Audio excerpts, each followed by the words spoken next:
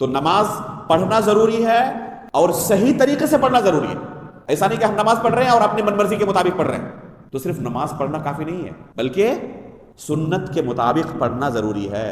اللہ کے رسول نے جس طریقے سے تعلیم دی ہے اسی طریقے پر پڑھنا ضروری ہے. اس کتاب کے اندر آپ مختصر الفاظ میں کہہ سکتے ہیں کہ نماز کا مکمل مسنون طریقہ، نبوی طریقہ آپ سیکھ لیں گے انشاءاللہ. بسم اللہ الرحمن الرحیم. ان الحمد للہ نحمده ونستعینه ونستغفره ونعوذ باللہ من شرور انفسنا ومن سیئات اعمالنا من يهده الله فلا مضل له ومن يضلل فلا هادي له واشهد ان لا اله الا الله وحده لا شريك له واشهد ان محمدا عبده ورسوله. يا ايها الذين امنوا اتقوا الله حق تقاته ولا تموتن الا وانتم مسلمون.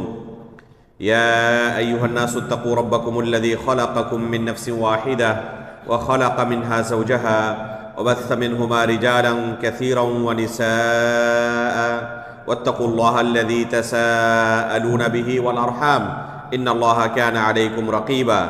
يا أيها الذين آمنوا اتقوا الله وقولوا قولا سديدا يصلح لكم أعمالكم ويغفر لكم ذنوبكم ومن يطع الله ورسوله فقد فاز فوزا عظيما. أما بعد فإن أصدق الحديث كتاب الله وأحسن الهدي هدي محمد صلى الله عليه وسلم وشر الأمور محدثاتها وكل محدثة بدعة وكل بدعة ضلالة وكل ضلالة في النار. محترم و مکرم حاضرین مجلس، گزشتہ درس میں آپ کے سامنے طہارت کے کچھ مسائل ذکر کیے گئے تھے. نماز کے لیے وضو شرط ہے ذکر کیا گیا تھا.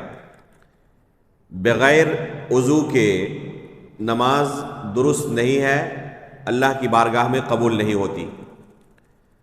چاہے بندہ کتنا ہی خشوع خضوع کے ساتھ نماز پڑھے، نماز کے اندر روئے گڑ گڑائے، لیکن بغیر وضو کے اگر اس نے نماز پڑھی ہے تو اس نماز کی شریعت کی نگاہ میں کوئی حیثیت نہیں. وضو کے لیے پانی کی ضرورت ہے اور پانی بھی پاک ہونا چاہیے. بس اوقات کسی کو غسل کی ضرورت ہو سکتی ہے، تو جب تک وہ غسل نہ کرے تب تک اس کی نماز درست نہیں ہوگی. اگر وہ ناپاک ہے تو چاہے وضو کی ضرورت ہو یا غسل کی، دونوں کے لیے پانی کی ضرورت ہے، اور پانی کا پاک ہونا ضروری ہے. اگر پانی ناپاک ہو تو اس سے نہ وضو درست ہے نہ غسل درست ہے.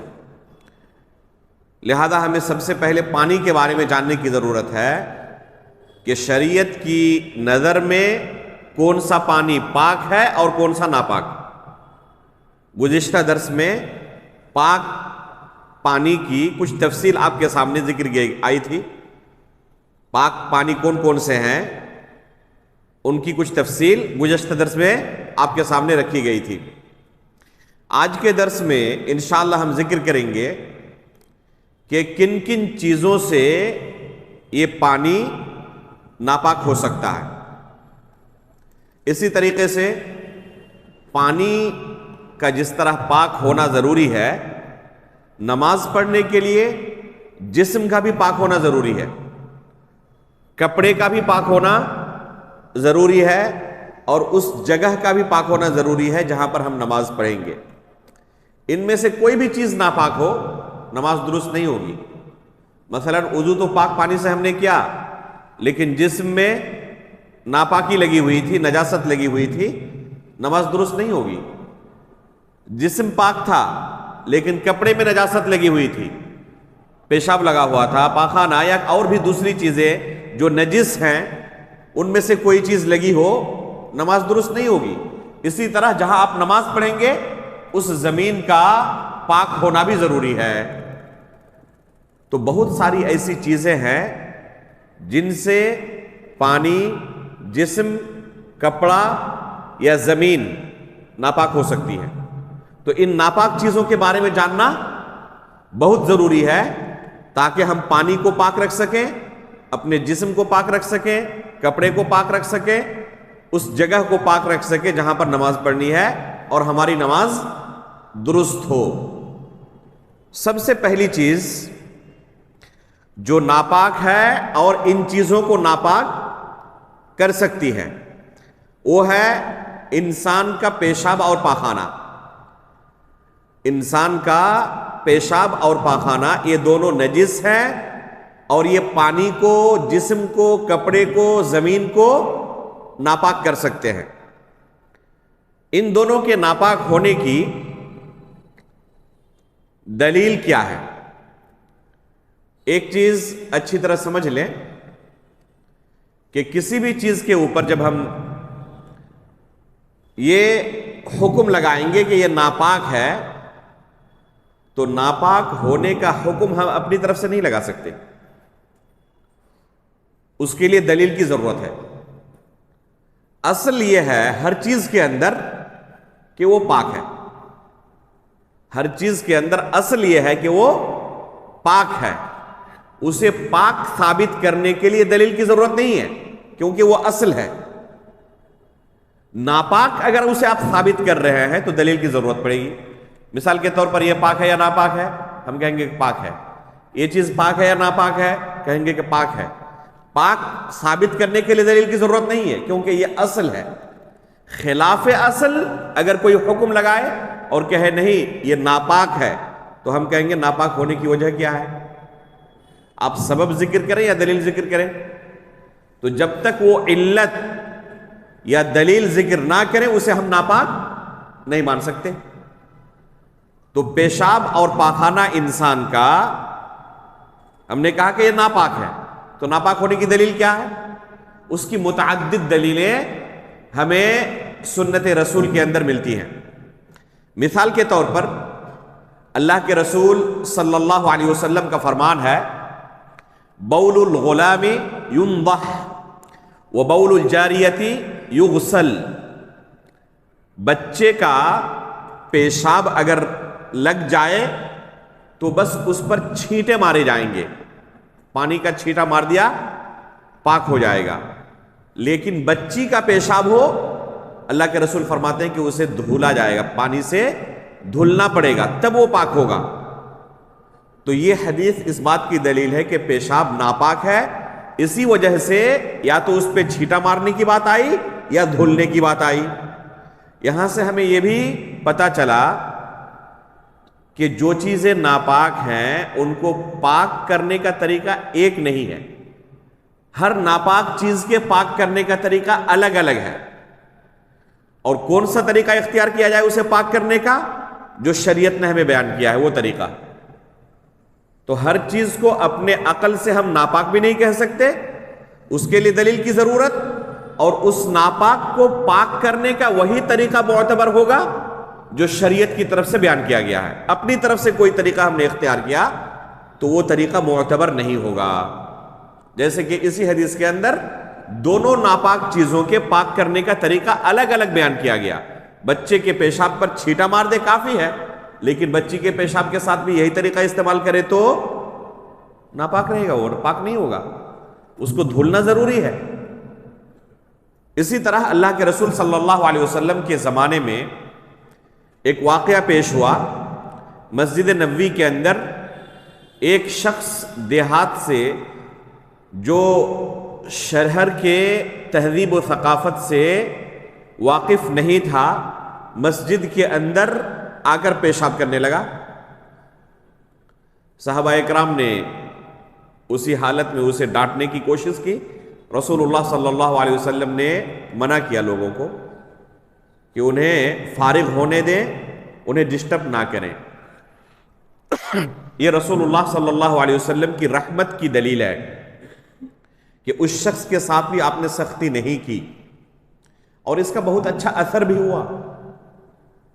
نیز اس حالت میں اللہ کے رسول اگر اسے روکتے تو طبی ناحیے سے بھی اچانک پیشاب کو روکنا جسم کے لیے انتہائی نقصان دہ ہے، اور ساتھ میں اگر روکنے کی کوشش بھی کرتے تو ابھی صرف پیشاب ایک جگہ پہ تھا، یہ متعدد جگہوں پر پھیل جاتا تو فائدے سے زیادہ نقصان ہوتا، کوئی فائدہ نہیں ہوتا اس حالت میں۔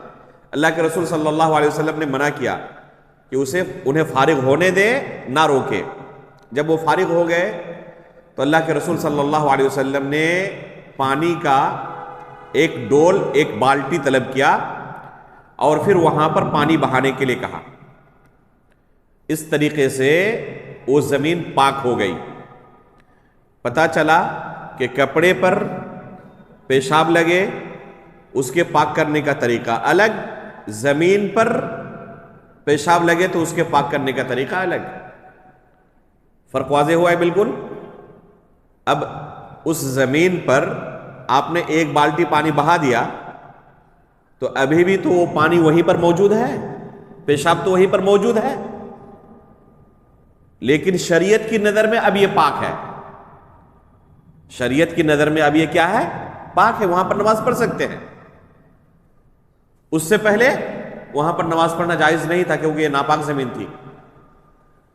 یہ حدیث بھی دلیل ہے کہ انسان کا پیشاب ناپاک ہے، اگر ناپاک نہ ہوتا تو اللہ کے رسول اسے دھلنے کا حکم نہیں دیتے۔ اسی طرح اللہ کے رسول صلی اللہ علیہ وسلم کا ارشاد ہے، اذا وطی احدکم بنعلیہ الاذی فان التراب له طہور، اگر کوئی شخص اپنے جوتے سے کسی ناپاکی کو روندے، یعنی زمین پر، سڑک پر گندگی پڑی ہوئی ہے اور جوتے سے کسی نے اس کو رون دیا تو جوتے میں ناپاکی لگ جائے گی نہیں لگ جائے گی؟ گندگی لگ جائے گی۔ تو اللہ کے رسول فرماتے ہیں صلی اللہ علیہ وسلم فَإِنَّ التُّرَابَ لَهُ طَهُورٌ، اس کے بعد جو پاک زمین ہے جس میں وہ چلے گا، یہ پاک زمین اس گندگی کو ناپاک کر دے گی۔ اب اسے دھلنے کا حکم نہیں دیا تو اس کے پاک کرنے کا طریقہ الگ۔ دیکھیں، پاک ناپاک ہر چیز ہے، لیکن ہر چیز کے پاک کرنے کا طریقہ شریعت کی نگاہ میں الگ الگ ہے، ہر ایک کے اندر ایک ہی طریقہ استعمال نہیں کیا گیا، تو اس میں تخفیف ہے، آسانی ہے۔ صرف پاک زمین پر اس کے بعد چلے تو اس جوتے کو پاک مانا جائے گا۔ یہ حدیث کس بات کی دلیل ہے کہ گندگی پاخانہ یہ کیا ہے؟ ناپاک ہے۔ اگر ناپاک نہ ہوتا تو اللہ کے رسول یہ نہیں کہتے فَإِنَّ التُّرَابَ لَهُ طَهُورٌ، کہ پاک زمین اس گندگی سے اسے ناپاک کر دے گی، پاک کر دے گی۔ ناپاک تھی تب نہ پاک کرنے کی بات آئی، تو اس کا مطلب کہ یہ چیز ناپاک ہے۔ اسی طرح مشہور واقعہ ہے کہ اللہ کے رسول صلی اللہ علیہ وسلم جوتا پہن کر نماز پڑھ رہے تھے، آپ کے پیچھے صحابہ کرام بھی جوتا پہن کر نماز پڑھ رہے تھے۔ دوران نماز رسول اللہ صلی اللہ علیہ وسلم نے اپنے جوتے نکال دیے، صحابہ کرام نے اللہ کے رسول کو دیکھا تو انہوں نے بھی اپنے جوتے نکال دیے۔ یہ کمال اتباع کی دلیل ہے کہ صحابہ کرام بغیر سوچے سمجھے اللہ کے رسول کو کوئی کام کرتے ہوئے دیکھتے، یہ جاننے کی ضرورت نہیں کہ کیوں اللہ کے رسول نے کیا، اللہ کے رسول نے کیا ہے کافی تھا صحابہ کرام کے لیے اتنا۔ اللہ کے رسول کو دیکھا، فوراً نماز کی حالت میں انہوں نے اپنے جوتے اتار دیے۔ نماز سے فارغ ہونے کے بعد اللہ کے رسول نے ان سے پوچھا کہ آپ نے اپنے جوتے کیوں اتارے؟ انہوں نے کہا ہم نے آپ کو دیکھا اتارتے ہوئے، ہم نے اتار دیا۔ تو اللہ کے رسول صلی اللہ علیہ وسلم نے فرمایا کہ نماز کی حالت میں جبریل علیہ السلام میرے پاس آئے اور بیان کیا کہ اللہ کے رسول آپ کے جوتے میں گندگی لگی ہوئی ہے، اس لیے میں نے اپنے جوتے اتارے، آپ کے جوتوں میں تو گندگی نہیں تھی۔ تو صحابہ کرام نے کہا کہ ہمیں تو پتہ نہیں تھا کہ آپ نے کیوں اتارا، ہم نے اتباع میں اتارا۔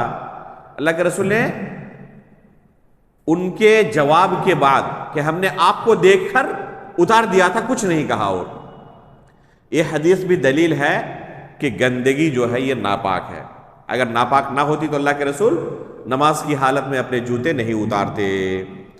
تو یہ سب احادیث اس بات کی دلیل ہیں کہ انسان کا پیشاب و پاخانہ ناپاک ہے۔ ہم بار بار انسان کا کہہ رہے ہیں کیونکہ دوسرے اور بھی مخلوقات ہیں جن کے پیشاب و پاخانے ہوتے ہیں، ان کا حکم انسان کے پیشاب و پاخانے کا حکم نہیں ہے۔ وہ آگے بات آئے گی انشاءاللہ. تو یہ حدیثیں اس بات کی دلیل ہے کہ انسان کا پیشاب و پاخانہ کیا ہے؟ ناپاک ہے.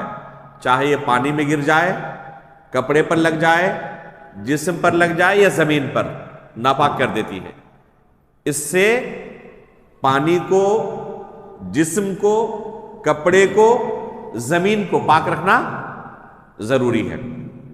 دوسری چیز ہے حیض کا خون. خواتین کے حیض کا خون جو ہے وہ شریعت کی نگاہ میں ناپاک ہے. جب حیض کا خون کہا جا رہا ہے اس کا مطلب کہ دوسرا خون الگ حکم ہے اس کا. جسم کٹ جائے کہیں پر خون نکلنے لگے گا تو اس خون کا حکم الگ ہے اور حیض کے خون کا حکم الگ ہے. اور جو حیض کے خون کا حکم ہے وہی نفاس کے خون کا حکم ہے. حیض کا خون اور نفاس کا خون دونوں کا حکم ایک ہے. دونوں کے دونوں ناپاک ہیں. اور ان دونوں کے ناپاک ہونے کی دلیل عائشہ رضی اللہ تعالیٰ عنہ کی وہ حدیث ہے جس میں فرماتی ہے کہ فاطمہ بنت ابی حبیش رضی اللہ تعالی عنہ اللہ کے رسول صلی اللہ علیہ وسلم کے پاس آئی اور کہنے لگی یا رسول اللہ انی امرأۃ استحاض فلا اطہر افأدع الصلاۃ. اللہ کے رسول مجھے حد سے زیادہ استحاضے کا خون آتا ہے. استحاضہ کسے کہتے ہیں؟ استحاضہ کہتے ہیں بیماری کی وجہ سے خواتین کو جو خون آتا ہے. ایک ہے اللہ رب العالمین کا سسٹم کہ ہر مہینے خواتین کو 3 دن 4 دن 5 دن 6 دن 7 دن جس کی جو عادت ہو وہ خون آئے گا. یہ ایک پیریڈ ہے، ہر مہینے آنا ہے اسے. اللہ رب العالمین نے اسی طریقے سے خواتین کو پیدا کیا ہے. لیکن یہ اصل خون جو حیض کا ہے اس کے علاوہ بھی بسا اوقات بیماری کی وجہ سے خون آتے رہتا ہے. یہ بیماری کا خون حیض کا خون نہیں ہے، اس کا حکم الگ ہے اور حیض کے خون کا حکم الگ ہے. اسے استحاضہ کہتے ہیں. جو بیماری کا خون ہوتا ہے اسے حیض نہیں کہتے، اسے شریعت کی اصطلاح میں استحاضہ کہتے ہیں. تو استحاضہ مطلب بیماری والا خون. یہ خاتون جو تھی صحابیہ فاطمہ بنت ابی حبیش رضی اللہ تعالی عنہا فرماتی ہیں اپنے بارے میں کہ اللہ کے رسول مجھے استحاضے کا خون آتے رہتا ہے، کیا اس وجہ سے میں نماز پڑھنا ترک کر دوں؟ جس طرح حیض کی حالت میں خواتین کے اوپر نماز نہیں ہے، جائز نہیں ہے کہ اس حالت میں نماز پڑھے، تو کیا استحاضے کی حالت میں بھی نماز پڑھنا ترک کر دے؟ اللہ کے رسول سے پوچھا انہوں نے. فقال لا انما ذلك عرق وليس بالحيضة وليس بالحيضة. اللہ کے رسول صلی اللہ علیہ وسلم نے فرمایا کہ نہیں، یہ رگ کی خرابی کی وجہ سے خون آتا ہے، یعنی بیماری کی وجہ سے آتا ہے، یہ حیض نہیں ہے. فإذا أقبلت الحيضة فدعي الصلاة وإذا أدبرت فاغسلي عنك الدم وصلي. فإذا أقبلت الحيضة فدعي الصلاة. جب حیض کا خون آئے تو اس وقت نماز ترک کر دو. وإذا أدبرت فاغسلي عنك الدم. اور جب خون آنا بند ہو جائے تو کیا کرو؟ یہ لفظ محل شاہد ہے کہ حیض کا خون ناپاک ہے. اس کی دلیل یہ لفظ ہے اللہ کے رسول کا. فرمایا فإذا أدبرت فاغسلي عنك الدم. جب خون آنا بند ہو جائے تو اس وقت کیا کرو؟ اس خون کو دھل لو. تو اللہ کے رسول نے دھلنے کا حکم دیا. یہ حدیث اس بات کی دلیل ہے کہ ناپاک تھا تبھی اللہ کے رسول نے دھلنے کا حکم دیا. اگر ناپاک نہ ہوتا تو دھلنے کا حکم نہیں دیتے. کہا فإذا أدبرت فاغسلي عنك الدم وصلي. جب خون آنا بند ہو جائے دھل لو اور پھر اس کے بعد نماز پڑھو. اسی طریقے سے ام قیس بنت محصن رضی اللہ تعالی عنہا کی حدیث ہے، فرماتی ہیں سألت النبی صلی اللہ علیہ وسلم عن دم الحیض یکون فی الثوب. اللہ کے رسول کبھی ایسا ہوتا ہے کہ حیض کا خون کپڑے میں لگ جاتا ہے، کیا کرے اس وقت؟ ام قیس بنت محصن رسول اللہ صلی اللہ علیہ وسلم سے سوال کرتی ہیں کہ اللہ کے رسول کبھی ایسا ہوتا ہے کہ حیض کا خون کیا ہوتا ہے، کپڑے میں لگ جاتا ہے، اس وقت ہم کیا کریں؟ تو اللہ کے رسول صلی اللہ علیہ وسلم نے جواب میں کیا کہا؟ حکیہ بضلع واغسلیہ بماء وسدر، پہلے اسے ایک لکڑی سے کھرچ دو اور پھر اسے پانی سے اور بیر کی پتی سے دھلو۔ بیر کی پتی کے اندر ایک عجیب تیزابیت ہوتی ہے اور اس کے اثر کو زائل کر دیتی ہے۔ طبی ناحیے سے جو اس میں نقصان ہو سکتا ہے، بیر کی پتی کے اندر اللہ رب العالمین نے یہ خصوصیت رکھی ہے کہ ان تمام جراثیم کو وہ مار دیتے ہیں۔ تو اللہ کے رسول صلی اللہ علیہ وسلم نے جہاں پاکی حاصل کرنے کا طریقہ بیان کیا، وہاں پر طبی ناحیے سے جو نقصان ہو سکتا تھا اس کا علاج بھی اللہ کے رسول صلی اللہ علیہ وسلم نے بیان کیا۔ تو اس حدیث سے ہمیں کیا پتا چلا کہ اگر کپڑے پر لگ جائے حیض کا خون تو اسے کیا کرنا پڑے گا؟ پانی سے دھلنا پڑے گا۔ دھلنے کا حکم اللہ کے رسول نے دونوں خواتین کو دیا، فاطمہ بنت ابی حبیش رضی اللہ تعالی عنہ کو بھی اور ام قیس بنت محصن رضی اللہ تعالی عنہ کو بھی۔ یہ دونوں حدیثیں اس بات کی دلیل ہے کہ حیض کا خون ناپاک ہے، کپڑے میں لگ جائے، جسم میں لگ جائے یا پانی میں گر جائے تو ان چیزوں کو وہ ناپاک کر دیتی ہے۔ امام نووی رحمہ اللہ نے حیض کے خون کی نجاست پر اجماع نقل کیا ہے تمام علماء کا، یہ کوئی مختلفی مسئلہ نہیں ہے، تمام علماء کے نزدیک حیض کا خون یہ ناپاک خون ہے۔ یہاں ایک چیز غور کریں، ایک خاتون اللہ کے رسول صلی اللہ علیہ وسلم سے حیض کے خون کے بارے میں آ کر پوچھ رہی ہے اور اپنے بارے میں کہتی ہے کہ اللہ کے رسول میرے ساتھ یہ معاملہ پیش ہوتا ہے۔ بعض لوگ کہیں گے کہ یہ شرم و حیا والی باتیں ہیں، یہ تھوڑے پوچھنے والی باتیں ہیں، حالانکہ انہی کی زندگی پر آپ غور کریں، وہ اپنی عملی زندگی میں بے شرمی کی انتہا پر اتر جاتے ہیں۔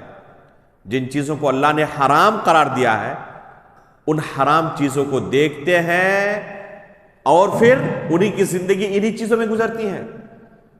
نہ ان کی خواتین پردہ کرتی ہیں، نہ جن چیزوں کو دیکھنا اللہ رب العالمین نے حرام کیا ہے ان چیزوں سے پرہیز کرتے ہیں، نہ جن خواتین کے ساتھ بات چیت کرنا حرام قرار دیا ہے ان سے وہ پرہیز کرتے ہیں۔ تو یہاں پر اللہ رب العالمین کی حرمت کی، شریعت کی دھجی اڑاتے رہتے ہیں، اور جہاں دین سیکھنے کی بات آئے بڑی شرم و حیا انہیں محسوس ہوتی ہے۔ یہ تناقض ہے زندگی کے اندر۔ حقیقت میں شریعت کو سیکھنے کے لیے شرم و حیا نہیں ہونی چاہیے۔ شرم و حیا کی جو بات ہے تو یہ دو طرح کے ہیں، ایک ہے محمود، ایک ہے مذموم۔ حیا اچھی بھی ہے اور حیا بری بھی ہے، اس کی دو قسم ہے، حیا محمود بھی ہے، حیا مذموم بھی ہے۔ اس لیے اللہ رب العالمین کے تعلق سے بعض نصوص میں حیا کا ثبوت ہے اور بعض نصوص میں حیا کی نفی ہے۔ جیسے ایک حدیث کے اندر وارد ہے، ان ربکم تبارک و تعالی حیی کریم، کہ تمہارا پروردگار انتہائی زیادہ شرم و حیا کرنے والا۔ اذا رفع یدیہ الیہ یستحی من عبدہ اذا رفع یدیہ الیہ ان یردہما صفرا، جب کوئی بندہ اس کے سامنے اپنے دونوں ہاتھوں کو بلند کرتا ہے تو ان ہاتھوں کو خالی واپس کرنے سے اسے شرم و حیا محسوس ہوتی ہے۔ تو یہاں پر اللہ رب العالمین کے لیے حیا کا ثبوت ہے کہ اللہ تعالیٰ شرم و حیا کرتا ہے۔ ایک حدیث میں ہے، ایک خاتون اللہ کے رسول کے پاس آ کر کہتی ہے، اللہ کے رسول، اپنا سوال پیش کرنے سے پہلے مقدمے کے طور پر پہلے تمہید باندھتے ہوئے کہتی ہیں، ان اللہ لا یستحی من الحق، اللہ رب العالمین حق بات کہنے سے شرم و حیا محسوس نہیں کرتا۔ اس کے بعد اپنا سوال رکھتی ہے کہ اگر خواتین کو احتلام ہو جائے تو کیا ان کے اوپر بھی غسل ہے؟ جیسے مردوں کو احتلام ہو جائے، خواب میں منی کا خروج ہو، تو جس طرح مردوں کے اوپر غسل ہے، کیا خواتین کے اوپر بھی اسی طرح غسل ہے؟ تو یہ سوال کرنے سے پہلے انہوں نے کیا کہا؟ ان اللہ لا یستحیی من الحق، کہ اللہ رب العالمین حق بات کہنے سے شرم و حیا نہیں کرتا۔ وہاں پر ہے کہ شرم و حیا کرتا ہے، اور یہاں پر ہے کہ شرم و حیا نہیں کرتا، دونوں کا اللہ رب العالمین کے بارے میں ثبوت ہے، کرنے کا بھی نہیں کرنے کا بھی۔ تو ہم کیا کہیں گے؟ شرم و حیا کرنا چاہیے نہیں کرنا چاہیے؟ کہیں کرنا چاہیے کہیں نہیں کرنا چاہیے۔ تو شرم و حیا کی دو قسمیں ہیں، ایک ہے محمود اور ایک ہے مذموم۔ شرم و حیا محمود کون سی ہے؟ ایک انسان اللہ رب العالمین کی خلاف ورزی کرنے میں شرم و حیا محسوس کرے، یہ انتہائی بہترین حیا ہے، یہ مطلوب ہے مومن سے۔ الحیا شعبۃ من الایمان، اللہ کے رسول نے کہا کہ ایمان کا ایک عظیم، ایمان کی ایک عظیم شاخ ہے شرم و حیا کرنا۔ اللہ کے رسول فرماتے ہیں اذا لم تستحی فاصنع ما شئت، اگر تمہارے پاس شرم و حیا نہ ہو تو جو مرضی وہ کرو۔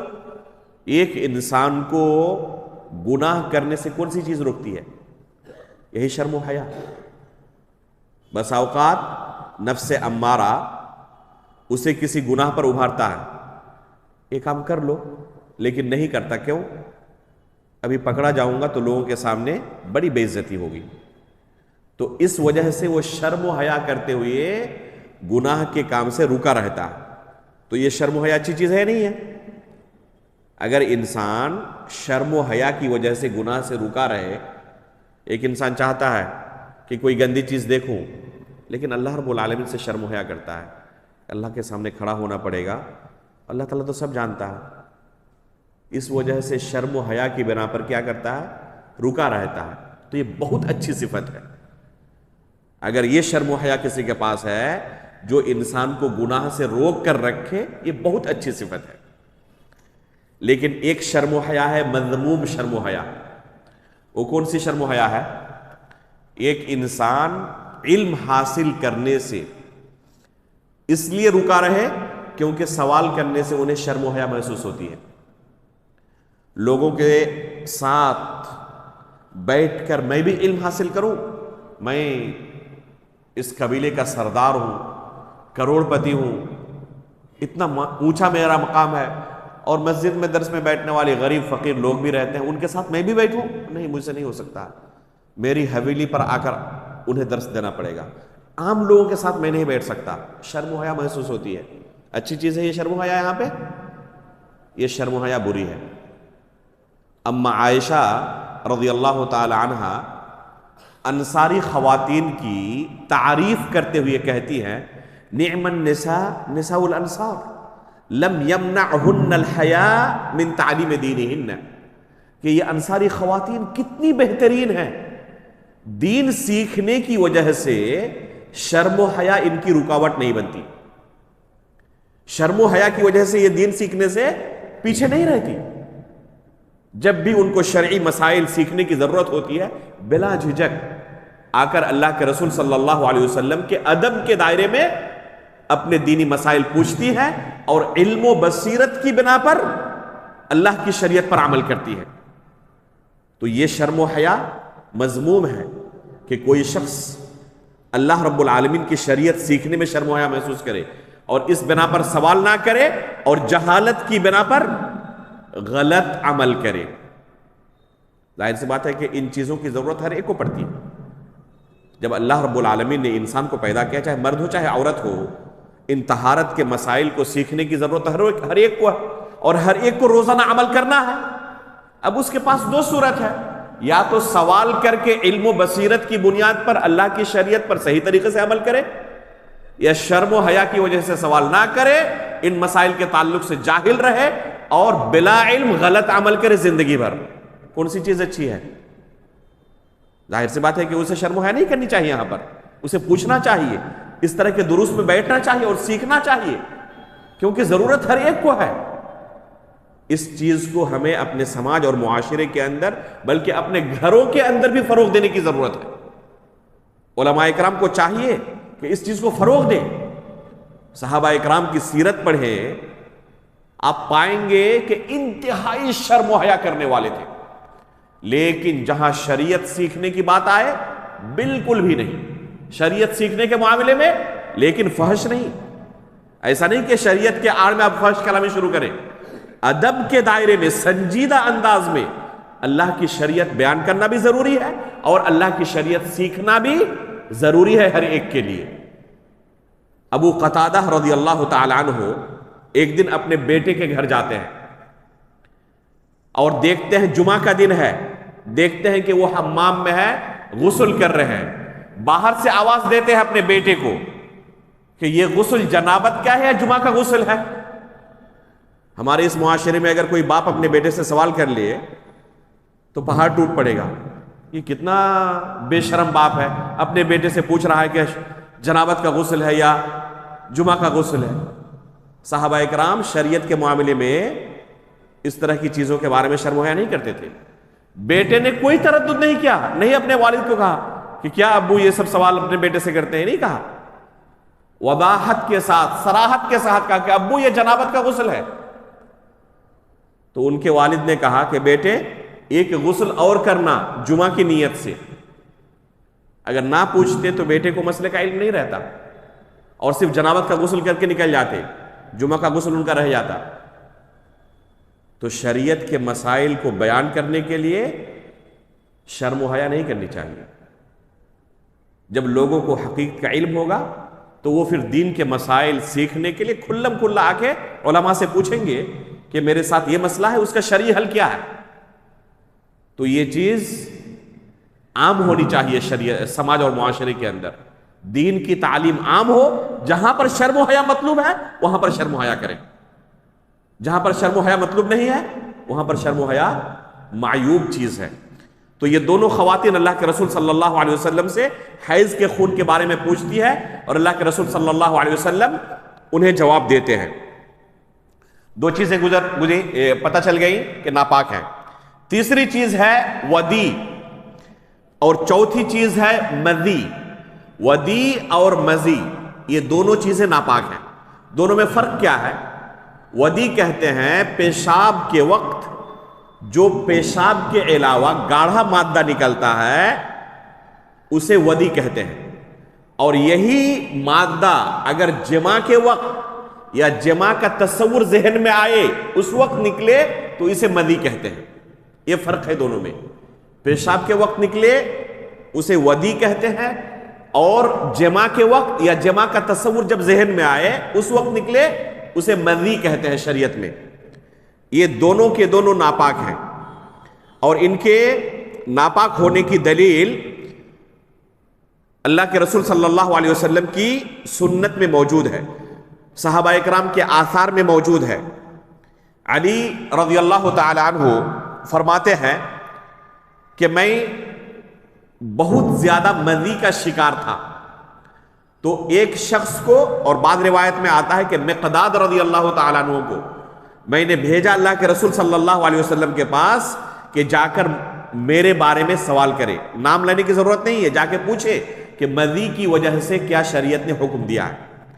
جا کر انہوں نے پوچھا تو اللہ کے رسول صلی اللہ علیہ وسلم نے جواب میں کیا کہا؟ توضأ واغسل ذکرک, کہ وضو کرو اور اپنے پیشاب کے راستے کو دھو لو. تو اللہ کے رسول نے دھلنے کا حکم دیا. اس بات کی دلیل ہے کہ مذی ناپاک ہے, اگر ناپاک نہ ہوتا تو اللہ کے رسول دھلنے کا حکم نہیں دیتے.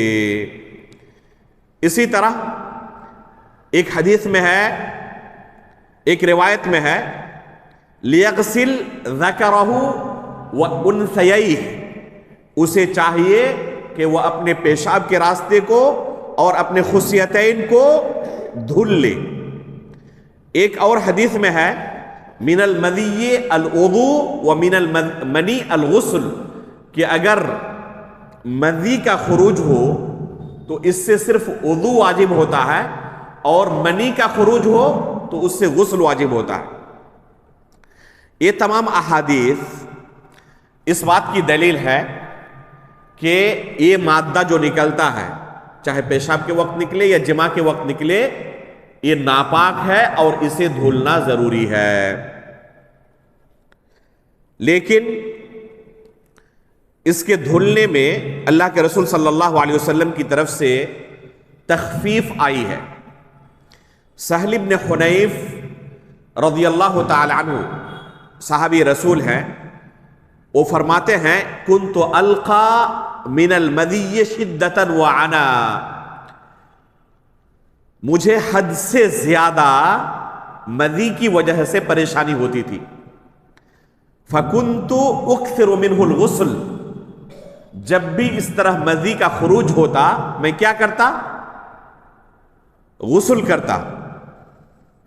فذکرت ذلک لرسول اللہ صلی اللہ علیہ وسلم وسألتہ عنہ، ایک دن اللہ کے رسول صلی اللہ علیہ وسلم سے میں نے اس کا تذکرہ کیا کہ مدی کی وجہ سے میں پریشان رہتا ہوں، کیا کروں؟ تو اللہ کے رسول صلی اللہ علیہ وسلم نے جواب میں کیا فرمایا؟ انما یجزئک من ذلک الوضوء، آپ کو غسل کی ضرورت نہیں ہے، صرف وضو کر لینا آپ کے لیے کافی ہے۔ پتہ چلا کہ منی کے خروج سے تو غسل واجب ہوتا ہے، لیکن مدی کے خروج سے غسل واجب نہیں ہوتا، صرف وضو کر لینا کافی ہے۔ اس کے بعد فرمایا فقلت یا رسول اللہ کیف بما یصیب ثوبی منہ، اللہ کے رسول یہ تو پتہ چل گیا کہ غسل کی ضرورت نہیں ہے، صرف وضو کر لینا کافی ہے، لیکن اگر کپڑے میں لگ جائے تو کپڑے کو کیسے پاک کروں؟ تو اللہ کے رسول نے جواب میں کہا یکفیک ان تأخذ کفا مما فتنضح به ثوبک حیث ترى انه اصاب منه، تمہارے لیے بس اتنا کافی ہوگا کہ ایک چلو پانی لو، یکفیک تأخذ کفا مما، کف کہتے ہیں چلو کو، تمہارے لیے کافی ہوگا کہ ایک چلو پانی لو، فتنضح به ثوبک، اور اس چلو پانی سے اپنے کپڑے پر چھڑک دو، بس اسے دھلنے کی ضرورت نہیں ہے، بس کپڑے پر چھڑک دو، اتنا کافی ہے۔ کہاں پر؟ حیث ترى انه اصاب من، جہاں تمہیں لگ رہا ہے کہ وہاں پر مدی لگا ہوا ہے، کپڑے کے جس حصے میں تمہیں اندیشہ ہے کہ یہاں پر مدی لگا ہوگا، وہاں پر کیا کرو؟ تم پانی سے بس اسے چھڑک دو۔ تو نضح کا حکم دیا، نضح کہتے ہیں پانی چھڑکنے کو، اور غسل کہتے ہیں پانی سے دھلنے کو، تو اللہ کے رسول نے پانی چھڑک دینا کافی قرار دیا۔ تو اس کا پاک کرنے کا طریقہ آسان ہے، اس کو صرف پانی سے چھڑک دیا جائے تو کافی ہوگا، اسے پانی سے دھلنے کی ضرورت نہیں ہے۔ پانچویں چیز ہے جو ناپاک ہے شریعت کی نگاہ میں، وہ ہے مردار جانور۔ مردار جانور کیا مطلب؟ مردار جانور کیا یعنی وہ جانور جو اپنے آپ مر گیا ہو، اسے ذبح نہ کیا گیا ہو، طبیعی موت کی وجہ سے، نیچرل موت کی وجہ سے بہت سارے جانور مر جاتے ہیں، بسا اوقات ایکسیڈنٹ کی وجہ سے مر جاتے ہیں، دیوار گر جائے مر جاتے ہیں، متعدد اسباب کی بنا پر، جیسے انسانوں کو موت ہوتی ہے جانوروں کو بھی موت ہوتی ہے، اور ایک طریقہ اس کے مرنے کا یہ ہے کہ اسے ذبح کیا جائے۔ تو اگر ذبح نہ کیا جائے، کسی دوسرے سبب سے اس جانور کو موت واقع ہوئی ہے، تو اس جانور کو مردار کہتے ہیں۔ اگر ذبح کیا جائے تو مردار نہیں ہے، بغیر ذبح کے اگر موت واقع ہو گئی ہے تو وہ مردار ہے، چاہے وہ جانور حلال ہو چاہے وہ جانور حرام ہو۔ مثال کے طور پر بکری ہے، حلال جانور ہے، اسے آپ ذبح کریں تو مردار نہیں ہے، وہ اپنے آپ مر جائے تو اسے کیا کہا جائے گا؟ یہ مردار ہے۔ شریعت میں اس کو میتہ کہتے ہیں۔ تو میتہ کس جانور کو کہا جائے گا؟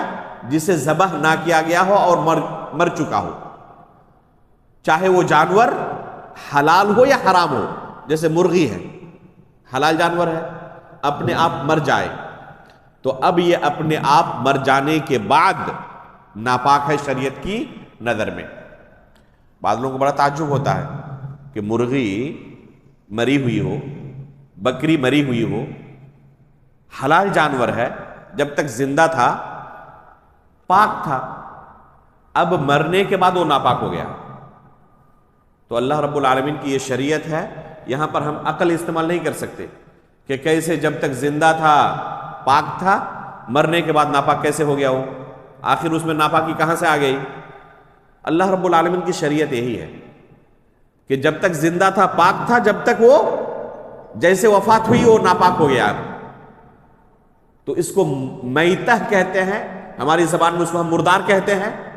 تو یہ ناپاک ہے. اس کی دلیل کیا ہے ناپاک ہونے کی؟ رسول اللہ صلی اللہ علیہ وسلم فرماتے ہیں اذا دبغ الاحاب فقد طہور. طہور کا لفظ دلیل ہے کہ یہ اس سے پہلے ناپاک تھا، نجس تھا. اگر پہلے سے یہ تھا، طاہر تھا، تو پھر طہور کہنے کی کوئی ضرورت نہیں تھی. تو اللہ کے رسول نے کیا فرمایا؟ اذا دبغ الاحاب، جب چمڑے کو دباغت دے دی جائے، فقد طہور، تو یہ پاک ہو جاتا ہے. دباغت دینے کے بعد وہ چمڑا پاک ہو جاتا ہے. احاب کا لفظ اللہ کے رسول صلی اللہ علیہ وسلم نے استعمال کیا. جلد بھی چمڑے کو کہتے ہیں عربی میں، لیکن یہاں اللہ کے رسول نے جلد نہیں کہا، احاب کا لفظ کہا. اور احاب کسے کہتے ہیں؟ احاب کہتے ہیں جلد المیتہ کو. احاب کہتے ہیں جلد المیتہ، یعنی مردہ جانور کا چمڑا. مردہ جانور کا چمڑا ہو تو اس کے لیے عربی میں احاب کا لفظ استعمال کیا جاتا ہے. اور اس حدیث میں احاب کا لفظ اللہ کے رسول نے استعمال کیا. یہ حدیث اس بات کی دلیل ہے کہ اگر مردہ جانور ہو تو اس کا چمڑا ناپاک ہے، اور چمڑا ناپاک ہے تو گوشت بھی بدل جاؤ ناپاک ہے. انسان فائدہ اسی چمڑے سے اٹھا سکتا ہے. ٹچ وہی چمڑا ہی ہوتا ہے جسم سے، کپڑے سے. ظاہر سی بات ہے کہ گوشت تو ٹچ نہیں ہوگا، چمڑا اوپر ہے، بلکہ چمڑے کے اوپر بال ہیں تو وہ ٹچ ہوں گے. تو یہ ناپاک ہے. اب اگر کسی کے گھر میں کوئی بکری مر گئی ہے، مرغی مر گئی ہے، اب اسے اٹھا کر وہ لے جا رہا ہے پھینکنے کے لیے، ہاتھ سے ٹچ ہو رہا ہے،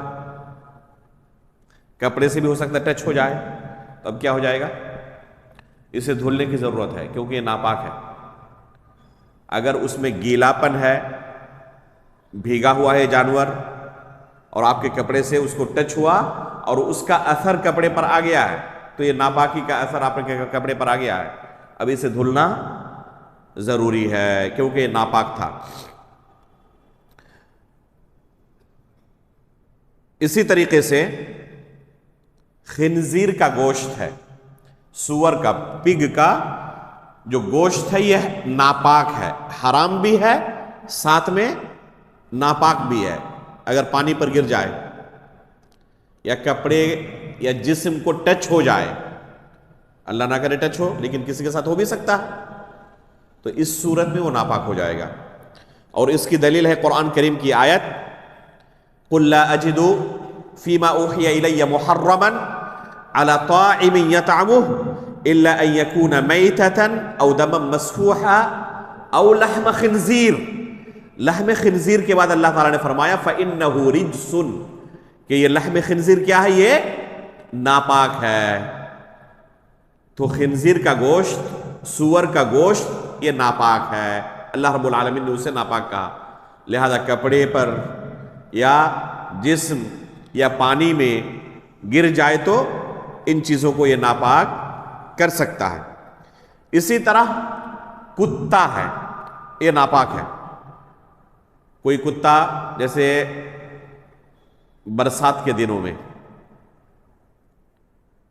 بھیگا ہوا رہتا، آپ گزر رہے تھے اور وہاں سے بھاگتے ہوئے آیا اور آپ کے کپڑے کو ٹچ کر گیا، اس کا اثر آپ کے کپڑے پر آ گیا، ناپاک ہو گیا یہ کپڑا. اب اسے دھلنا ضروری ہے کیونکہ وہ ناپاک ہے، نجس عین ہے. وہ اس کا جسم، جہاں تک اس کے لعاب کی بات ہے، تھوک کی بات ہے، تو یہ انتہائی درجے کا ناپاک ہے. اور اس کے دھلنے کا طریقہ شریعت کی نظر میں الگ ہے. اس کے دھلنے کا طریقہ الگ ہے، پاک کرنے کا طریقہ الگ ہے، اور دوسری چیزوں کے پاک کرنے کا طریقہ الگ ہے. انشاءاللہ ہم آگے بیان کریں گے کہ یہ تمام ناپاک جو چیزیں ہیں ان کو کیسے ہم پاک کریں گے، پاک کرنے کا طریقہ کیا ہے، وہ بھی انشاءاللہ تفصیل کے ساتھ آپ کے سامنے بیان کریں گے. ان مسائل کو سمجھا کر تفصیل کے ساتھ بیان کرنا ضروری ہے تاکہ ہر کوئی علم و بصیرت کی بنا پر ان چیزوں پر عمل کر سکے. اس کے ناپاک ہونے کی دلیل کیا ہے؟ اللہ کے رسول صلی اللہ علیہ وسلم فرماتے ہیں اذا شرب الكلب في اناء احدكم فليغسله سبعا، جب تمہارے برتن میں سے کوئی کتا پی لے تو اسے 7 مرتبہ دھلے. اور بعض روایتوں میں مزید تفصیل ہے، اولاہن بالتراب، کہ پہلی مرتبہ مٹی سے دھلے. تو یہ ہے اس کے پاک کرنے کا طریقہ. اسی طرح ایک حدیث میں اللہ کے رسول صلی اللہ علیہ وسلم فرماتے ہیں طہور اناء احدکم اذا ولغ فیہ الکلب ان یغسلہ 7 مرات اولاہن بالتراب، کہ اگر تمہارے برتن میں کوئی کتا منہ مار دے تو اسے پاک کرنے کا طریقہ یہ ہے کہ 7 مرتبہ اسے دھلے، جن میں پہلی مرتبہ مٹی سے دھلے. تو یہ حدیث اس بات کی دلیل ہے کہ کتا ناپاک ہے. 8ویں چیز ہے ناپاک ہونے کی، درندے کا گوشت، جیسے شیر ہے، بھالو ہے، چیتا ہے، یہ سب کیا ہے؟ درندے ہیں جو پھاڑ کر کھاتے ہیں دوسرے جانوروں کو یا انسانوں کو. ان کو ہم کیا کہتے ہیں؟ درندہ کہتے ہیں اپنی زبان میں. عربی میں انہیں سباع کہتے ہیں. تو یہ درندے جو ہیں یہ ان کا گوشت ناپاک ہے، حرام بھی ہے، ناپاک بھی ہے. اور اس کی دلیل ہے عبداللہ بن عمر رضی اللہ تعالیٰ عنہ کی حدیث. فرماتے ہیں سئل رسول اللہ صلی اللہ علیہ وسلم عن الماء وما ينوبه من الدواب والسباع فقال اذا كان الماء قلتين لم يحمل الخبث. اللہ کے رسول سے پوچھا گیا پانی کے بارے میں کہ اس میں آ کر چوپائے اور درندے بھی پانی پیتے ہیں، تو اس وجہ سے اس پانی کا حکم کیا ہوگا؟ تو اللہ کے رسول نے فرمایا کہ اگر 2 کلے سے زیادہ ہو تو اس میں گندگی اثر انداز نہیں ہوتی، یعنی وہ پاک رہتا ہے پانی. 2 کلے سے مراد کیا ہے؟ اس کی متعدد تفسیر ہے حدیث کی کتابوں میں، شرح حدیث کی کتابوں میں. اس کا عام مفہوم یہ ہے کہ پانی بہت زیادہ ہو، پانی قلیل مقدار میں نہ ہو، کثیر مقدار میں ہو، تو ایسی صورت میں نجاست اثر انداز نہیں ہوتی. اگر نجاست قلیل ہو، کم مقدار میں ہو، اور پانی بہت زیادہ مقدار میں ہو، تو اس نجاست کا اثر اس پانی پر ہوگا؟ نہیں ہو پائے گا. اگر نہ ہو اثر تو پانی پاک مانا جائے گا، یہ ناپاک نہیں ہوگا. اسی طریقے سے گدھے کا گوشت ہے، گدھے کا گوشت بھی ناپاک ہے. گدھا فی نفسہ ہی، اس کے اوپر اگر کوئی شخص بیٹھے تو کیا ہے اس کا حکم؟ جائز ہے. اللہ کے رسول صلی اللہ علیہ وسلم گدھے کی سواری کیا کرتے تھے؟ متعدد احادیث کے اندر ہے، لیکن اس کا گوشت ناپاک ہے. کیوں؟ وہ پاک، اس کا گوشت ناپاک؟ اللہ عالم. اللہ رب العالمین نے اسے پاک کہا، اسے ناپاک کہا. ہم نے شروع میں کہا تھا نا کہ پاک اور ناپاک ہونے کا فیصلہ عقل سے نہیں ہو سکتا ہے. جو اللہ رب العالمین نے شریعت نازل کی ہے اسے بس ہمیں تسلیم کرنا ہے. اپنے عقل سے کسی کے پاک اور کسی کے ناپاک ہونے کا فیصلہ ہم نہیں کر سکتے. اس کی دلیل کیا ہے؟ انس بن مالک رضی اللہ تعالیٰ عنہ کی حدیث ہے کہ اللہ کے رسول صلی اللہ علیہ وسلم نے اعلان کروایا ان اللہ ورسولہ ینہیانکم عن لحوم الحمر الاہلیہ فإنہا رجس. اللہ کے رسول صلی اللہ علیہ وسلم نے اعلان کروایا لوگوں کے درمیان کہ اللہ اور اس کے رسول پالتو گدھے کے گوشت سے تمہیں منع کرتے ہیں کیونکہ یہ ناپاک ہے. تو حدیث کے اندر صراحت آئی گوشت کے بارے میں، فَإِنَّهَا رِجْسٌ، یہ گوشت ناپاک ہے، اس لیے ہم کہیں گے کہ گوشت ناپاک ہے. جب اعلان ہوا تو کیا ہوا؟ فَأُكْفِيَتِ الْقُدُورُ وَإِنَّهَا لَتَفُورُ بِاللَّحْمِ. اس وقت ہانڈیوں میں گوشت پک رہا تھا. جیسے ہی اللہ کے رسول کا یہ فرمان صحابہ کرام نے سنا فوراً اسے اڑیل دیا. ایسا نہیں کہ ابھی ایک مرتبہ تو کھا لے کم از کم جو پک چکا ہے، آگے سے پرہیز کریں گے، نہیں، فوراً اسے اڑیل دیا اور انہوں نے اسے استعمال نہیں کیا. تو یہ حدیث چونکہ اس میں صراحت آئی ہوئی ہے فَإِنَّهَا رِجْسٌ، اس لیے کہا جائے گا کہ ناپاک ہے۔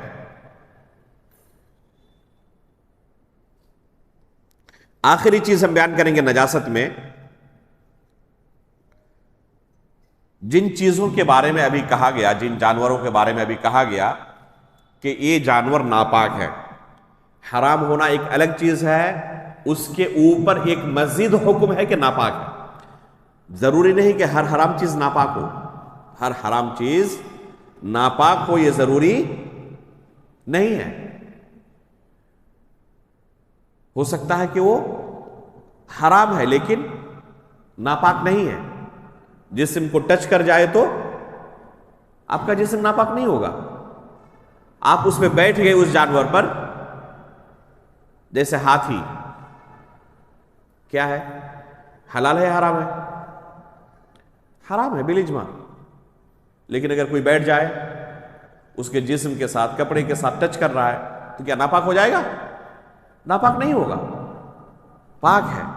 لیکن گوشت ناپاک ہے کیونکہ درندے میں آتا ہے وہ، تو گوشت کا حکم الگ ہے، چمڑے کا حکم الگ ہے۔ جو چیز شریعت کی نگاہ میں ناپاک ہے بس اسی کو ہم ناپاک کہیں گے، اپنی طرف سے کسی چیز کو ایڈ نہیں کر سکتے۔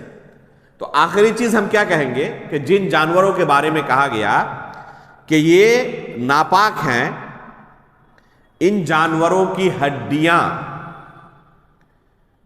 اسی طرح بال اور سینگ، یہ بھی ناپاک ہیں۔ ہڈیاں، بال اور سینگ، ان کو بھی ناپاک کہا جائے گا۔ جیسے مردار کو کیا کہا گیا؟ ناپاک ہے۔ اگر سینگ پکڑ کر کوئی پھینک دے وہ بھی ناپاک ہے۔ بال ناپاک ہے، کہیں گے کہ گوشت ناپاک ہے، ہڈی بھی ناپاک ہے۔ تین چیزوں کے بارے میں صراحت کرتے ہیں علماء، ہڈی، بال اور سینگ، یہ تینوں چیزیں بھی ناپاک ہیں۔ تو یہ چیزیں تقریباً کتنی ہو گئی؟ 10 چیزوں کا تذکرہ آ گیا۔ یہ چیزیں ناپاک ہیں۔ ان کے علاوہ باقی چیزیں، اگر آپ کے دماغ میں سوال آ رہا ہے تو اسے آپ پاک مانیں، اسے ناپاک نہ مانیں۔ لوگوں کی طرف سے جو سوالات ہمارے پاس آتے ہیں ان میں سے کچھ چیزوں کا تذکرہ کرنا مناسب ہوگا۔ بہت ساری ایسی چیزیں ہیں جن کے بارے میں لوگ سمجھتے ہیں اپنے عقل سے کہ شاید یہ چیز ناپاک ہوگی، لیکن ناپاک ہونے کی ہمارے پاس کوئی دلیل نہیں ہوتی۔ اور ابھی ہم نے شروع میں کہا تھا کہ اپنی طرف سے ہم کسی چیز کو ناپاک نہیں کہہ سکتے، ناپاک ہونے کے لیے دلیل کی ضرورت ہے۔ اور اصل ہے کسی بھی چیز میں کہ وہ پاک ہے، ناپاک نہیں ہے۔ جن میں پہلی چیز ہے انسان کا منی۔ جن چیزوں کے بارے میں تفصیل گزری کہ یہ ناپاک ہے، منی کا نام آیا تھا؟ منی کا تذکرہ نہیں آیا تھا۔ منی پاک ہے، حالانکہ ایک ہی راستے سے پیشاب، ودی، مذی اور منی، 4 چیزوں کا خروج ہوتا ہے۔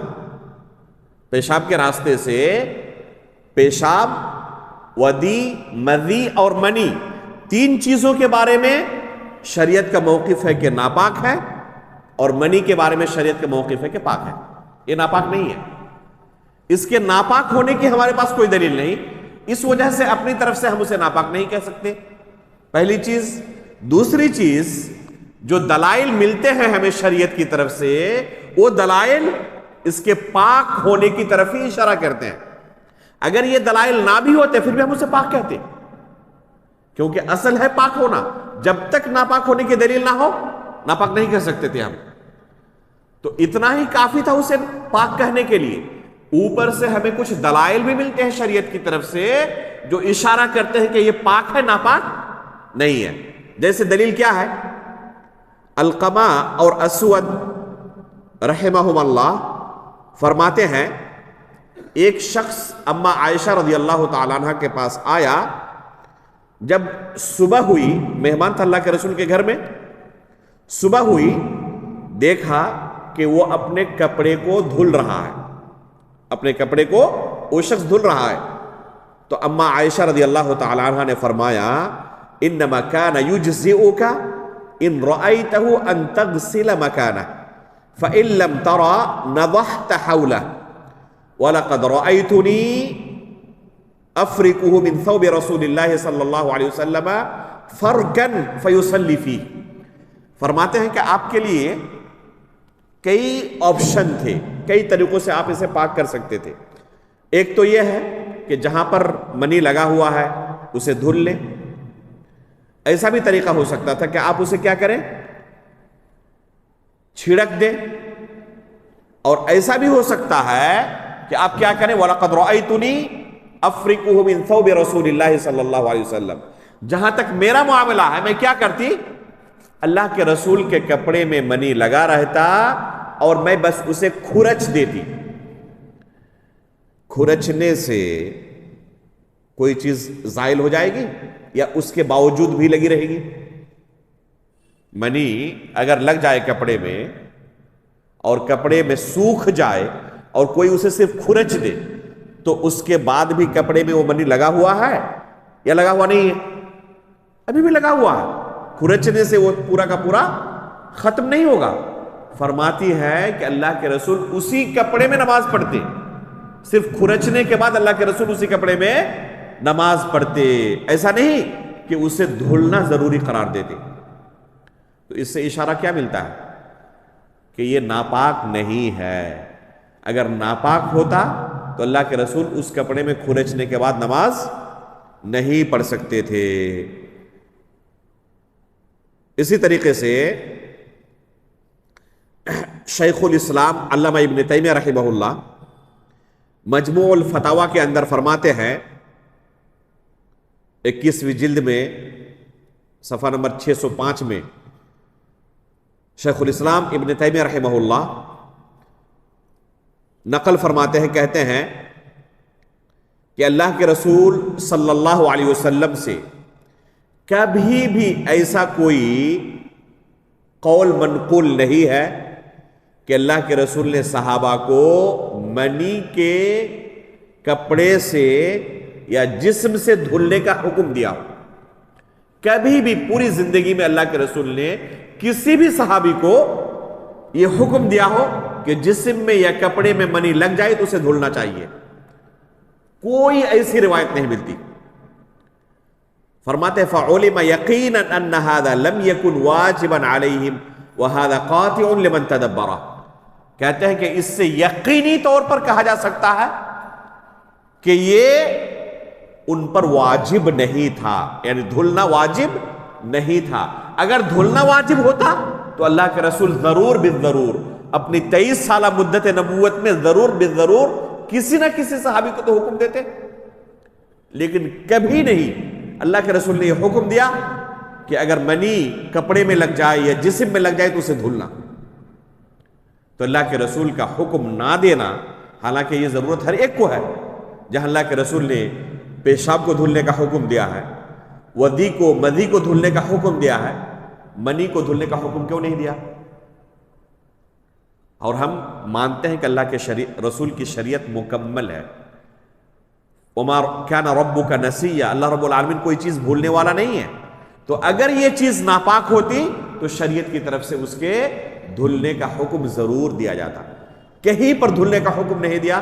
اور خود رسول اللہ صلی اللہ علیہ وسلم اس کپڑے میں نماز پڑھتے جس کپڑے میں منی لگا ہوا ہوتا، بس اما عائشہ اسے کھرچ دیتی تھی اور اس کے بعد اللہ کے رسول اسی کپڑے میں نماز پڑھتے۔ ظاہر سی بات ہے کہ کھرچنے کے بعد منی لگا ہوا رہتا تھا، پھر بھی اللہ کے رسول اسے دھلنے کا حکم نہیں دیتے اور اسی کپڑے میں نماز پڑھتے۔ یہ عمل بھی اس بات کی دلیل ہے کہ منی ناپاک نہیں ہے، منی پاک ہے۔ اسی طریقے سے شراب، الکوہل حرام ہے لیکن ناپاک نہیں ہے، حرام ہے لیکن ناپاک نہیں ہے۔ کیا فائدہ ہوگا؟ فائدہ ہو سکتا ہے، حرام تو ہے، اسے ہم پی نہیں سکتے، استعمال نہیں کر سکتے، لیکن کپڑے میں لگ جائے اگر تو دھلنا ضروری نہیں ہے۔ نماز درست ہے، نماز درست ہے۔ ہم نے اپنے بعض مشائخ سے پوچھا، بعض لوگ سوال کرتے ہیں بعض پرفیوم کے بارے میں، جس میں الکوہل ملا ہوا ہوتا ہے، جس میں اسپرے ہوتا ہے، کہتے ہیں کہ جب تک اس میں الکوہل نہ ڈالا جائے وہ اسپرے نہیں ہو سکتا۔ اللہ عالم کہاں تک صحیح ہے، کہتے ہیں کہ اسپرے ہونے کے لیے ضروری ہے کہ اس میں الکوہل ڈالا جائے، اس میں مکس رہتا ہے۔ تو اس کے استعمال کرنے کا کیا حکم ہے؟ اور پھر اسی کپڑے کو پہن کے ہم نماز بھی پڑھتے ہیں۔ ہم نے لگایا اپنے جسم پر اسپرے، باڈی اسپرے جو ہوتا ہے، کپڑے پر لگاؤ، تو اگر الکوہل ہے وہ، تو پھر نماز پڑھنے کا کیا حکم ہے؟ تو ہمیں جواب ملا اپنے اساتذہ سے یہی کہ وہ پاک ہے، ناپاک نہیں ہے۔ البتہ حقیقت میں اگر الکوہل ہے وہ، تو شراب کا خرید و فروخت کیا ہے؟ جائز نہیں ہے۔ خریدنا بیچنا الکوہل کو جائز ہے، خریدنا بیچنا جائز نہیں ہے۔ اس لیے خریدنے بیچنے کا معاملہ نہ کریں، کبھی خریدے نہیں پیسہ دے کر، البتہ کسی نے لگا دیا یا گفٹ کر دیا تو اس صورت میں آپ استعمال کر سکتے ہیں، لیکن یہ ناپاک نہیں ہے۔ تو خمر جسے عربی میں کہتے ہیں شراب، ہم اردو میں کہتے ہیں اسے، یہ ناپاک نہیں ہے، حرام تو ہے لیکن ناپاک نہیں ہے۔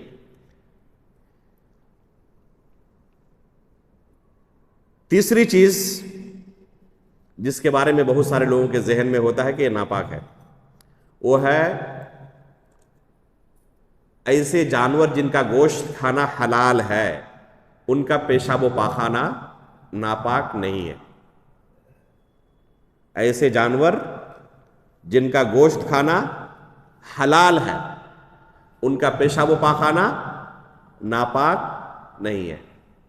اس لیے ہم نے شروع میں کہا تھا کہ انسان کا پیشاب و پاخانہ ناپاک ہے، لیکن ایسے جانور جن کا گوشت کھانا اللہ تعالیٰ نے حلال قرار دیا ہے، ان کا پیشاب و پاخانہ ناپاک نہیں ہے، کیونکہ ناپاک ہونے کی ہمیں دلیل نہیں ملتی، اور اس کے برخلاف پاک ہونے کی دلیل ملتی ہے۔ کون سی دلیل ہے؟ عقل و عرینہ کا قصہ مشہور حدیث ہے، صحیح بخاری کے اندر یہ حدیث آئی ہوئی ہے۔ کچھ لوگ آئے اللہ کے رسول کے پاس مدینے میں، اور آ کر بیمار پڑ گئے۔ اللہ کے رسول صلی اللہ علیہ وسلم نے انہیں مشورہ دیا کہ زکوٰۃ و صدقات کے جو اونٹ ہیں، آپ جائیں وہاں پر اور ان کا دودھ اور پیشاب پئیں، شفا حاصل ہو جائے گی۔ یہ حدیث دلیل ہے کہ مأکول اللحم جانور کا پیشاب و پاخانہ پاک ہے، ناپاک نہیں۔ کیسے پتہ چلا پاک ہے؟ اللہ کے رسول نے پینے کا حکم دیا پیشاب کو۔ کوئی کہہ سکتا ہے کہ علاج کے طور پر حکم دیا تھا، اور علاج کے طور پر ہو سکتا ہے کہ وہ جائز ہو گیا ان کے لیے۔ جائز ہونا الگ چیز ہے، ہم کہہ رہے ہیں پاک ہے، کیونکہ اگر ناپاک ہوتا تو اللہ کے رسول منہ کو دھلنے کا حکم دیتے، برتن جس میں پیشاب رکھا جائے گا اسے دھلنے کا حکم دیتے، اللہ کے رسول نے حکم نہیں دیا۔ تو اللہ کے رسول کا حکم نہ دینا اس بات کی دلیل ہے کہ یہ برتن یا منہ ناپاک نہیں ہوا ہے، پاک ہے وہ۔ اس لیے اگر وہ جانور جن کا گوشت کھانا حلال ہے، وہاں سے آپ گزر رہے تھے اور پیشاب کر دیا اسی وقت، اس کے چھینٹے آپ کے کپڑے پر لگ گئے، نماز پڑھ سکتے ہیں اس کپڑے سے، حرج نہیں ہے، پاک ہے وہ، نماز پڑھ سکتے ہیں۔ اب کوئی کہے کہ اب دل مطمئن نہیں ہو رہا تو الگ چیز ہے، لیکن ناپاک ہم اسے نہیں کہہ سکتے۔ آپ ابھی کھانا کھا رہے ہیں، کھانا کھاتے وقت گوشت کا سالن گر گیا کپڑے پر، تو اس کپڑے کو پہن کر لوگوں کے سامنے آپ آ سکتے ہیں؟ کوئی آنا پسند کرے گا؟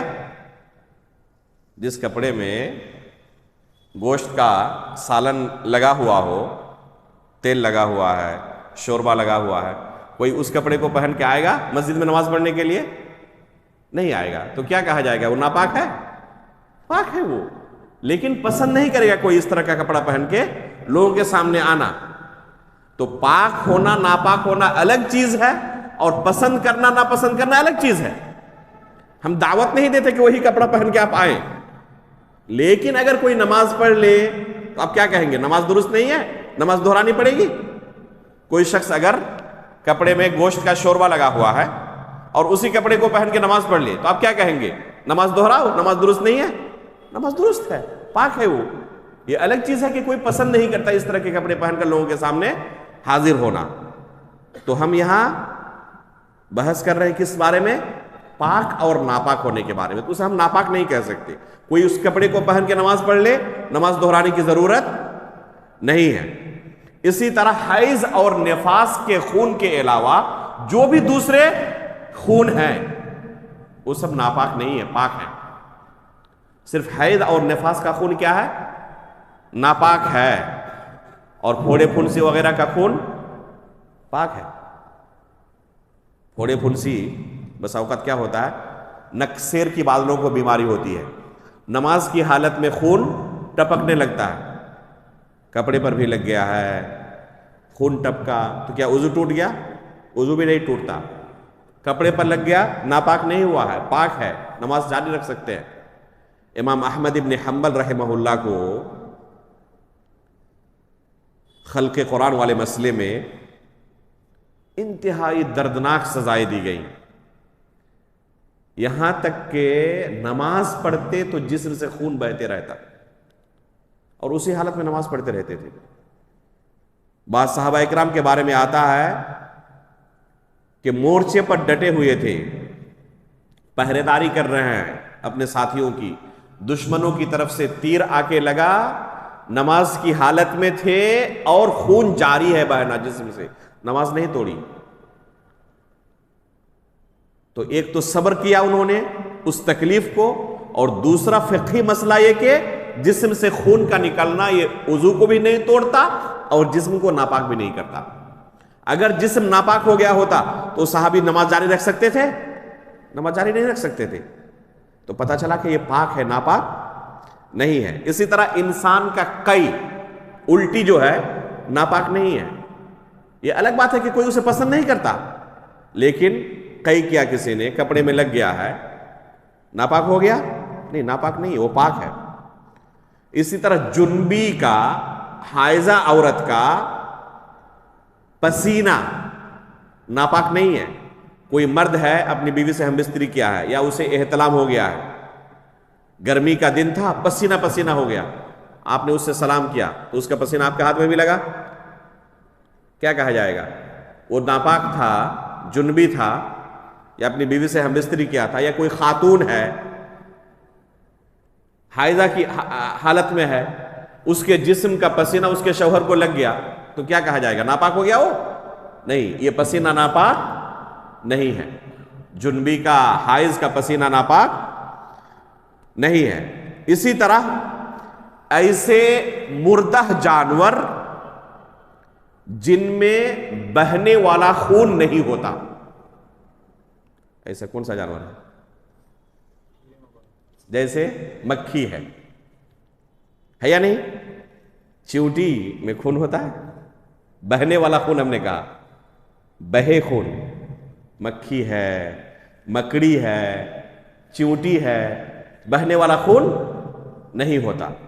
تو یہ جانور اگر اپنے آپ مر جائے، ہم نے ابھی شروع میں کہا تھا کہ مردار ناپاک ہے، لیکن کون سے مردار؟ جن میں بہنے والا خون ہوتا ہے۔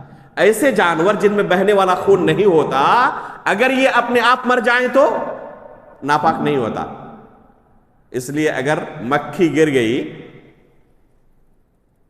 وضو والے بالٹی میں، مر گئی، کوئی حرج نہیں، وہ پاک ہے، وہ ناپاک نہیں ہے، وہ مردار پاک ہے۔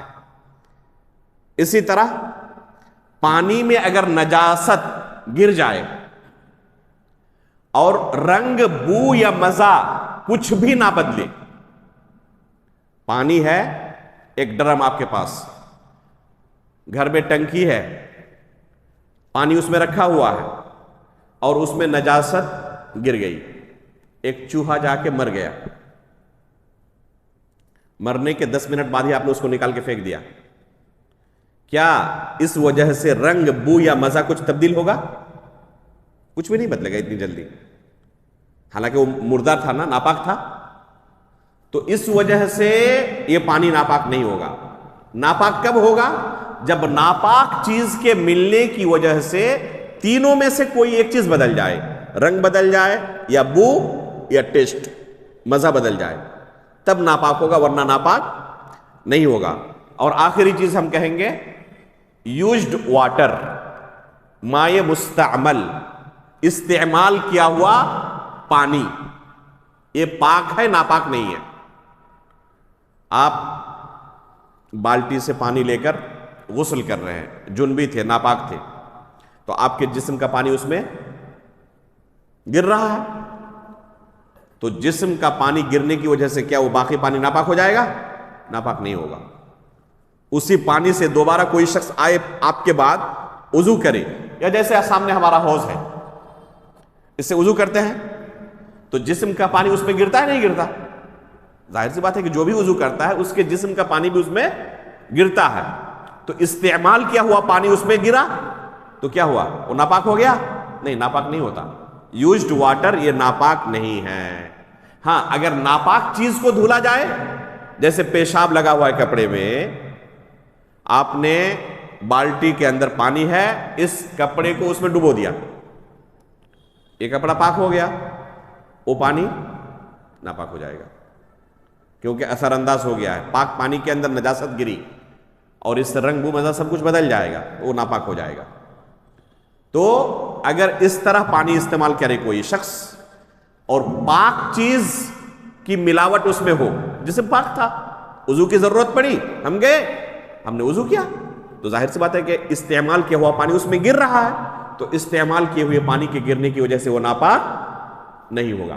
تو یہ چیزیں چند ہیں جن کے بارے میں بعض لوگوں کو غلط فہمی ہوتی ہے کہ شاید ناپاک ہے، لیکن شریعت کی نگاہ میں ناپاک نہیں ہے۔ جو چیزیں ناپاک ہیں ان کی تفصیل آپ کے سامنے آ گئی۔ انشاءاللہ اگلے درس میں ہم اگر کوئی چیز ناپاک ہو جائے، پاک کرنے کا کیا طریقہ ہوگا، اگلے درس میں انشاءاللہ بیان کریں گے۔ آج کے درس میں وقت ایسے تھوڑا زیادہ ہو گیا ہے، اب مناسب نہیں ہے کہ مزید اس کو آج کے درس میں بیان کیا جائے۔ انشاءاللہ اگلے درس میں ہم اس چیز کو بیان کریں گے کہ اگر ناپاک ہو جائے، جسم ناپاک ہو جائے، کپڑا ناپاک ہو جائے، جوتا ناپاک ہو جائے، فرش ناپاک ہو جائے، تو کیسے اس کو پاک کیا جائے، یہ طریقہ انشاءاللہ اگلے درس میں ہم آپ کے سامنے رکھیں گے۔ اللہ رب العالمین سے ہم دعا کرتے ہیں کہ اللہ رب العالمین اس مسئلے کو خصوصی طور پر اور بالعموم نماز کے تمام مسائل کو سیکھنا ہمارے لیے آسان کر دے۔ اللہ رب العالمین علم و بصیرت کی بنا پر اس کی شریعت پر عمل کرنے کی ہمیں توفیق عطا فرمائے، ان تمام دروس کو ہمارے میزان حسنات میں شمار فرمائے، آمین۔ تقبل رب العالمین، وصلی اللہ علی نبینا محمد، سبحانک اللہم و بحمدک، اشہد ان لا الہ الا انت، استغفرک و اتوب الیک۔